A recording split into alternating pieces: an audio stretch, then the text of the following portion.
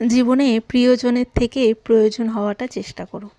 কারণ প্রিয়জনদেরকে মানুষ ভীষণ সহজে ভুলে যায়।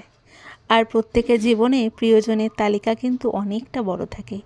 কিন্তু যেসব মানুষটা সত্যি খুব প্রয়োজন সেসব মানুষের জীবনে তাদেরকে তারা ভুলতেও পারে না। আর সেই প্রিয়জনের তালিকা যেরকম বড় হয়, প্রয়োজনের তালিকা কিন্তু খুবই ছোট হয়।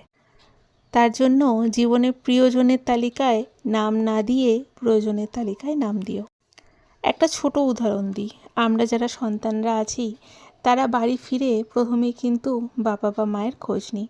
বাবার থেকে বেশি প্রত্যেকটা সন্তানরা কিন্তু মায়ের খোঁজ নেয়। মারা যেরকম প্রিয়জন, মারা সেরকম কিন্তু ভীষণ প্রয়োজন। বাড়ি ফিরে যখন মাকে না পাই তখন কিন্তু চোখটা বারবার মাকে খোঁজার জন্যই ব্যস্ত হয়ে পড়ে। মা হচ্ছে প্রত্যেকটা সন্তানের জীবনের প্রয়োজন। প্রত্যেকটা মানুষের জীবনে প্রিয়জনের তালিকায় যেরকম বদলাতে থাকে, প্রয়োজনের তালিকা কিন্তু বদলায় না। মানুষ প্রিয়জনদেরকে ভুলতে পারলেও তাদের প্রয়োজনে যাদেরকে দরকার তাদেরকে কিন্তু ভুলতে পারে না।